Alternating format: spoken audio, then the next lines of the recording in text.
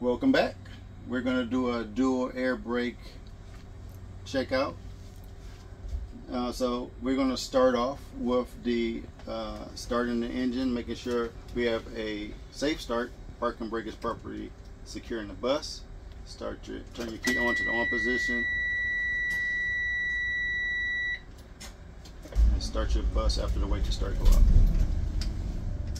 So we are monitoring the gauge, checking to see whether the needles are stable or rising. At this moment, the needles appear to be stable. So we're going to start with an air governor cut in. So we'll give a light application to the surface brake, in between waiting 5 to 10 seconds between each application until the bus governor cuts in. And this should happen at no less than 85 psi.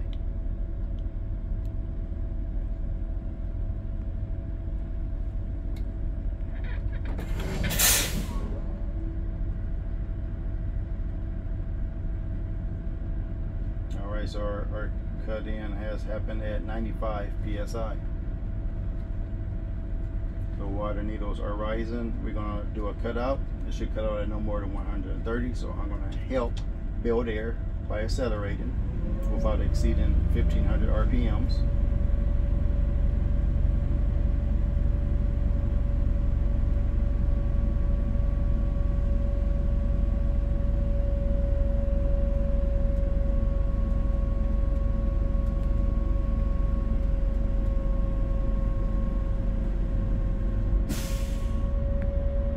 So we have a cutout at 130. So both tests were successful.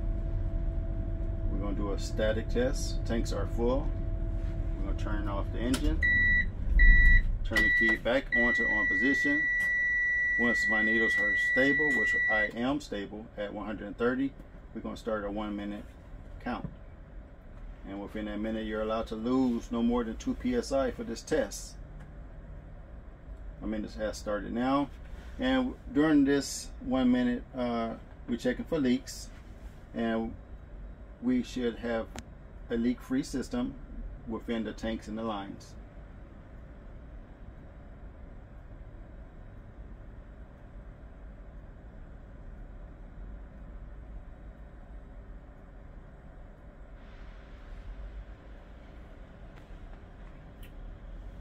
Alrighty, so let's say our minute is up and we have a good test, no leaks, needles are still stable at 130.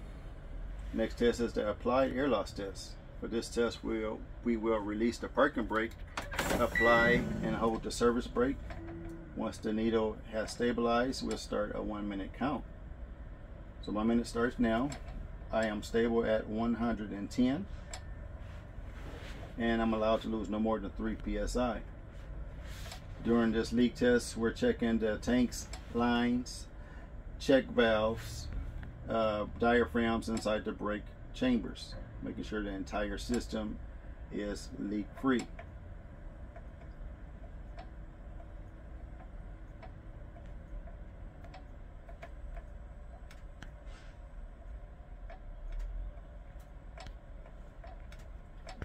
Alright, so it appears 1 minute it has passed and we are still at 110. We have got a good leak free test. So we apply the parking brake back out and we're going to move on to the low air warning device test. This test ensures that your key is turned to the on position and you will pump down the service brake, depleting air out of the system, and you should get a warning device at no less than 60, and we should get that light and buzzer.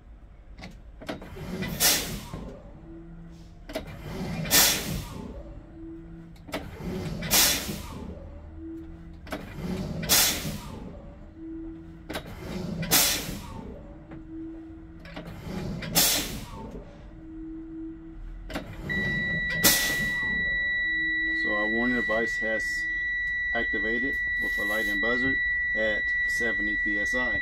It's a good test. So next test, we're going to move on to the parking brake test. We're going to go ahead and start the engine. Build your air up to at least 100 psi. And once the air builds up, you place your transmission into drive, release the parking brake, you do a 5-point mirror check, and let the bus roll forward, applying the parking brake, and the bus should come to a safe stop.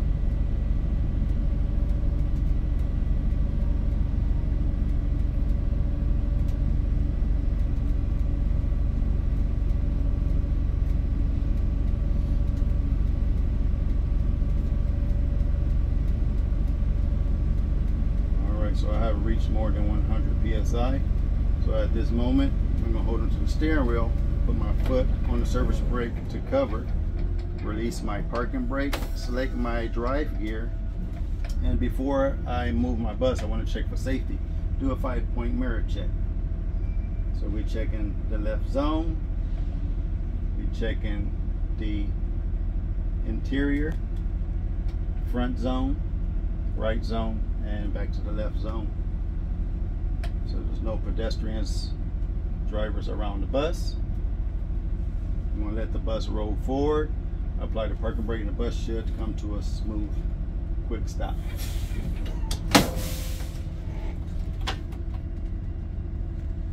So the bus has came to a smooth stop, back into neutral. Next test is the service brake test. So before I pick up any passengers, I'll pull my bus forward 2 times at a speed of between 5 and 20 miles per hour. And this is to do 2 stops and check that the bus is not pulling left or right. So again, get your bus ready by selecting drive, releasing the parking brake, doing your 5-point mirror check, and then move your bus forward. Apply the service brake, and we want to come to a smooth stop twice without pulling left or right. Secure your bus, parking brake neutral, and this concludes your dual air brake system equipped with spring brakes. Thank you.